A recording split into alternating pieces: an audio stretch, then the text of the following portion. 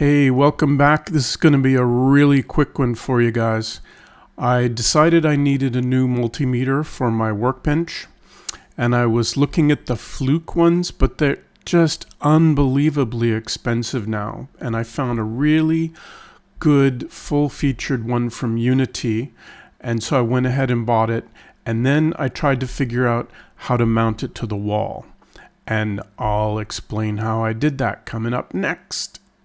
Please feed the YouTube algorithm by giving the video a like.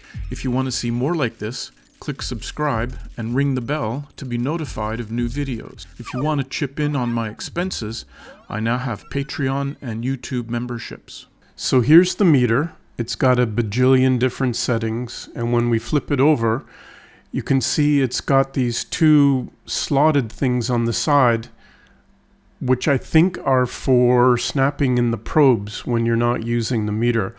And then there's a very thin, delicate looking plasticky flappy thing that I think is meant to be the wall holding bracket, and that's just not going to work.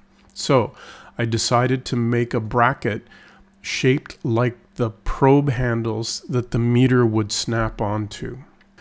So this model took me about 30 minutes to do up in Fusion 360, and then I printed it in matching red filament on my 3D printer. The first thing I did was decide where I wanted it to go on the wall. Then I drilled the 4 holes and tapped in some wall anchors. And then I screwed the bracket into place. And then, as you can see, it just snaps right onto those vertical circular posts, just like I thought it would. And it pops back off again. The one thing I thought was I could put the meter above the bracket and then just slide it down onto the post, but that didn't work at all. So just snap on, snap off.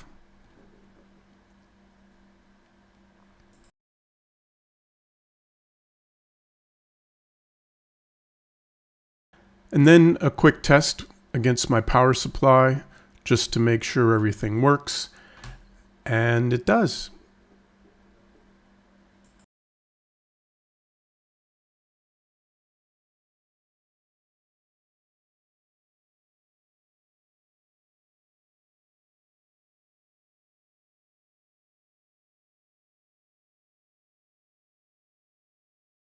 Then to wrap it up and contribute back to the greater community, I uploaded it to Thingiverse.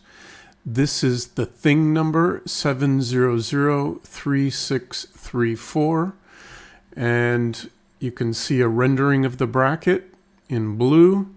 And I uploaded the STL file for easy 3D printing, but also the Fusion export file. If you have Fusion 360, you can grab this and actually modify the model to your heart's content without going through the hack of, getting a mesh and all of that. So happy meter bracketing. Before we wrap up, I'd like to thank my Patreons and YouTube members, Peter Bouvier, Puppy, and Craig, for their ongoing support. I see that a whopping 96% of my viewers are not subscribers, so please go ahead and click that subscribe button because it really helps out the YouTube algorithm. Thanks and take care, and I'll see you in the next video.